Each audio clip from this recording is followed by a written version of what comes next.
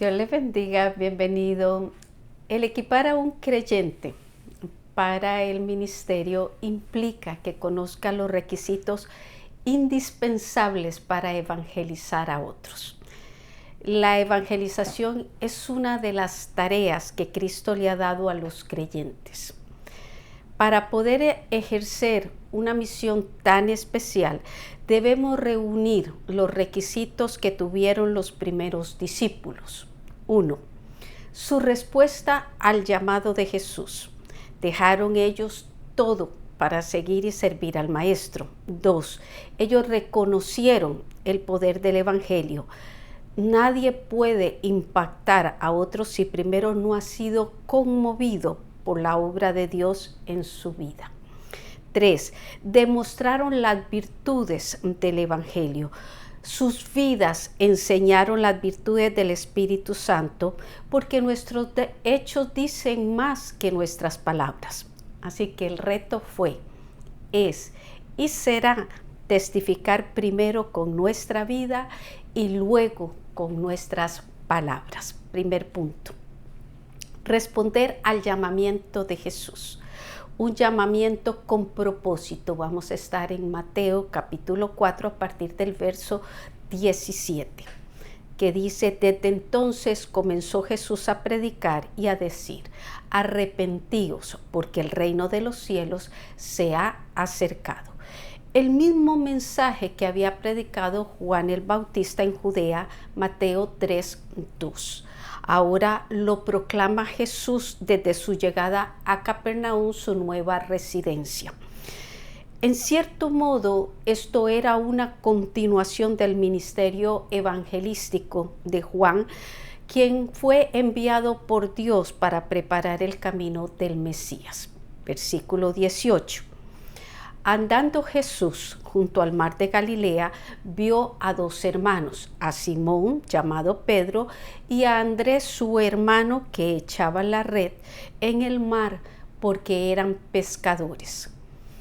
Si ustedes vieron la clase anterior a esta, pudiera preguntarse, ¿por qué se refiere en este verso a un encuentro con estos dos hermanos cuando vimos en Juan capítulo 1, 35 al 42, que fueron llamados anteriormente? Aquí está la evidencia del primer requisito. En el pasaje de Juan, estos galileos tuvieron su encuentro inicial con el Señor. En esa ocasión, ellos lo aceptaron como el Hijo de Dios, el Mesías, el Salvador. Así que fue una experiencia de salvación. Ahora en este pasaje les dice, verso 19, venid en pos de mí y os haré pescadores de hombres. El Señor pudo haberles hablado en términos ministeriales, teológicos o hasta sacerdotales, pero prefirió usar una expresión conocida por ellos. Les dijo, les haré pescadores de hombres. Una analogía entre la pesca en el mar y la evangelización. El mar representa a la humanidad con sus olas altas y bajas y su constante vaivén. Los peces representan a los seres humanos buenos, malos y peores, pero todos en espera de ser alcanzados con la red del glorioso evangelio. Unos para permanecer en el Señor y otros se volverán a su mundo. Mateo 13, 47 al 48.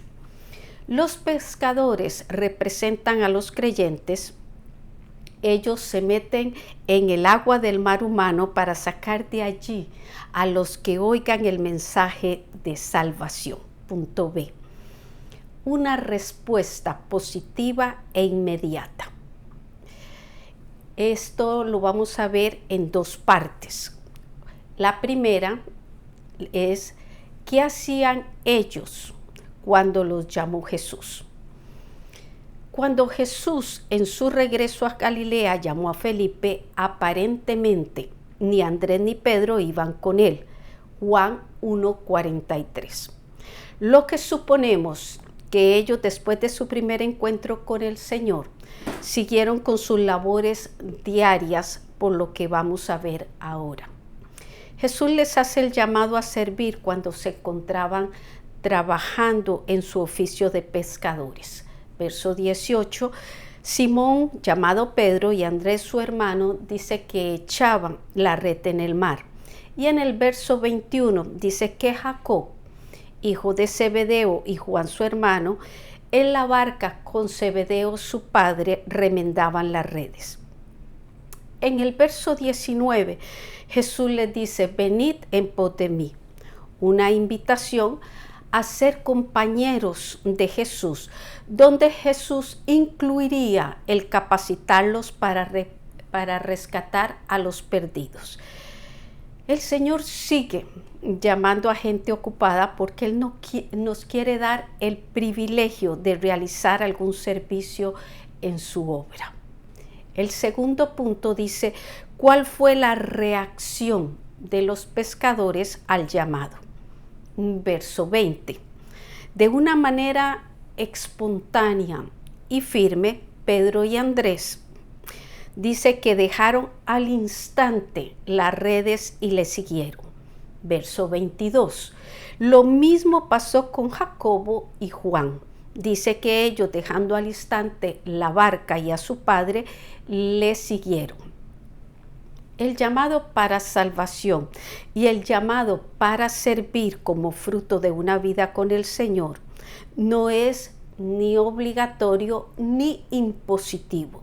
Cuando el Señor entra en nuestras vidas y lo dejamos capacitarnos en la comunión que tengamos con el Espíritu Santo, su palabra, y las vivencias diarias donde vemos su gracia, su misericordia, su bondad y un amor que recoge todo nuestro ser, seremos voluntariamente dispuestos para toda buena obra que Él prepara de antemano para nosotros. Así que nuestro nivel de respuesta al llamado de servir dirá cuán hondo o superficial ha sido nuestro encuentro con el Señor. He llegado a mi primera pregunta del estudio que dice, ¿en qué se basa la respuesta nuestra al llamado de Jesús? Punto 2. Reconocer el poder del Evangelio, un poder que sacia todas las necesidades humanas. Verso 23. Y recorrió Jesús toda Galilea, enseñando en las sinagogas de ellos y predicando el evangelio del reino y sanando toda enfermedad y toda dolencia en el pueblo. Estas buenas noticias de salvación, liberación, sanidad, esperanza y reconciliación con Dios se empezaron a difundir en un territorio donde reinaba la decadencia moral, la opresión política, las crisis económicas y una gran confusión espiritual.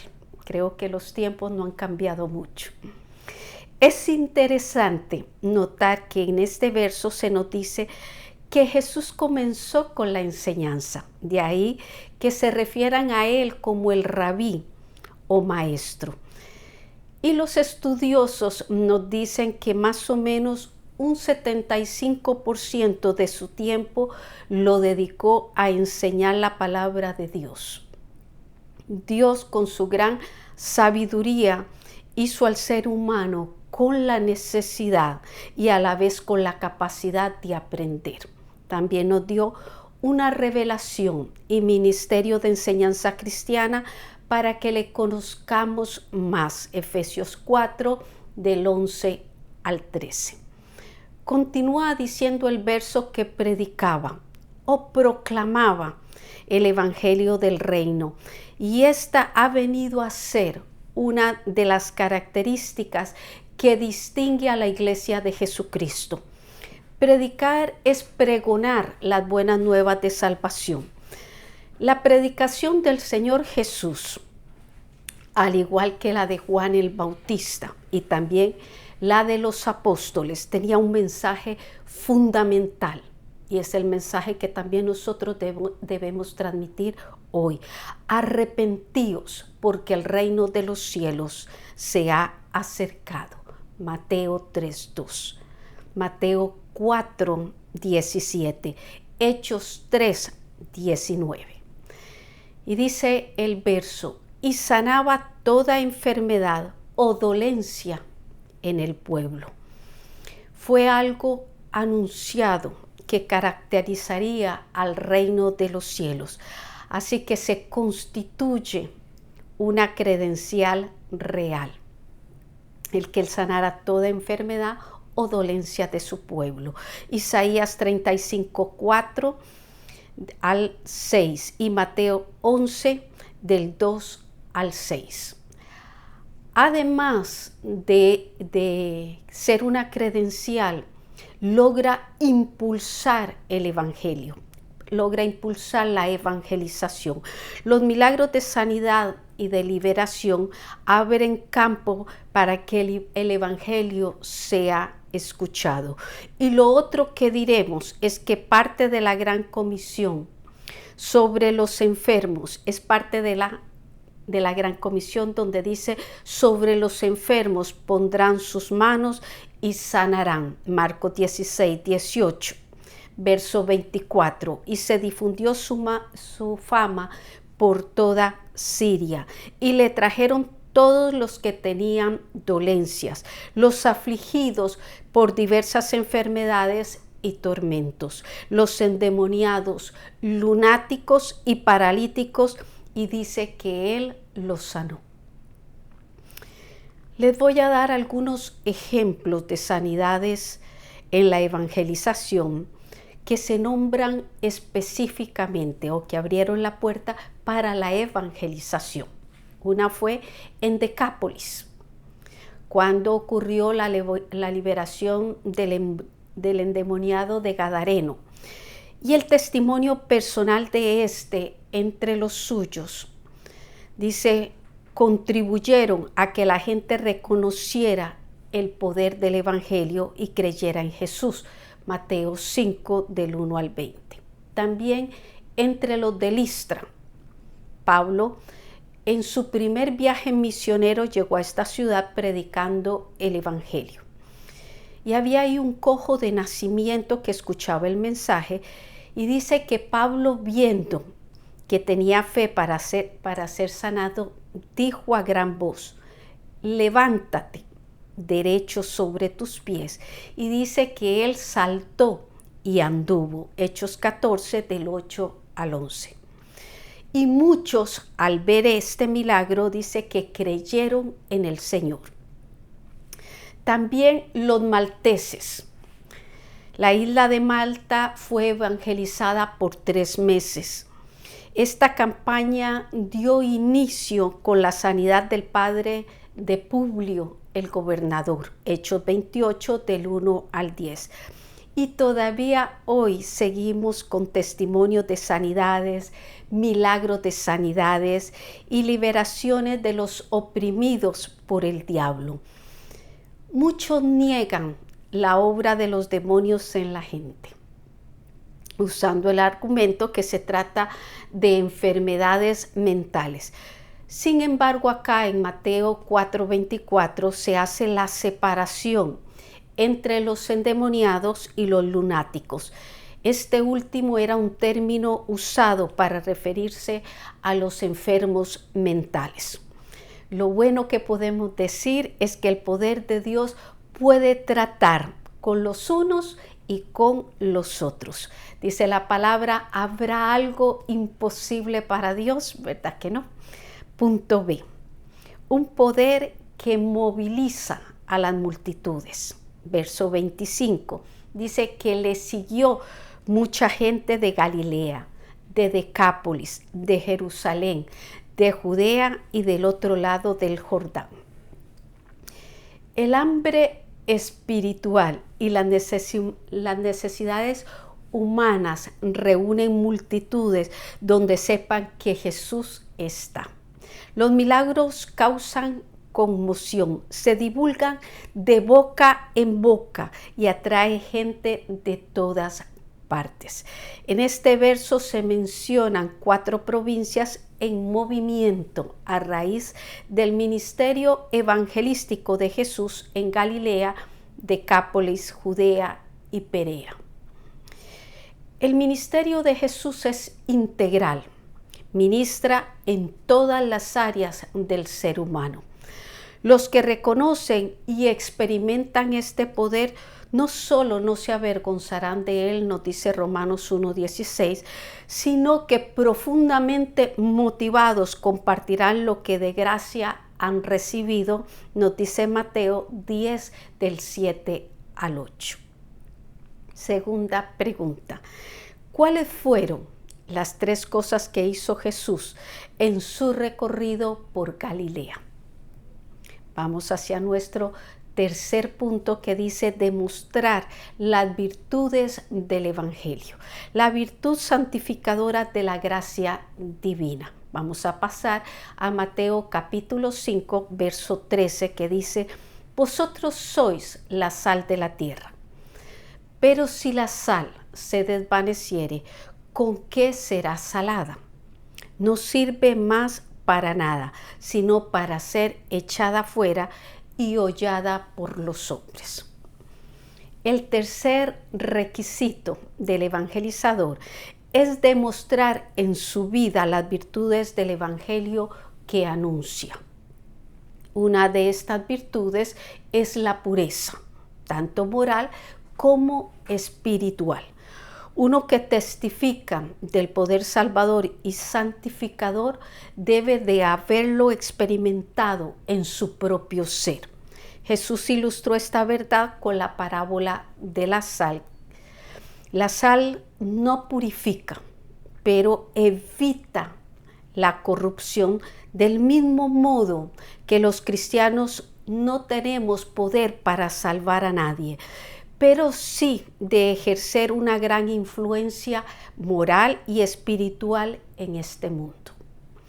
Entre los síntomas que muestra esto, para que nos podamos autoexaminar, cuando un creyente ha perdido su sabor o su esencia, es cuando empieza a ocurrir la decadencia en la gracia y en la piedad. También empieza a tolerar la corrupción a su alrededor.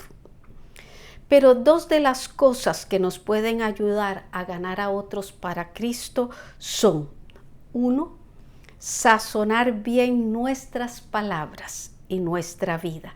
Nos aconseja Colosenses 4:6. Y la otra es influir moral y espiritualmente en nuestra comunidad, como el pueblo santificado por la sangre de Cristo que somos. Segunda de Pedro 1:4. Punto B. La virtud de una fe que se manifiesta con hechos.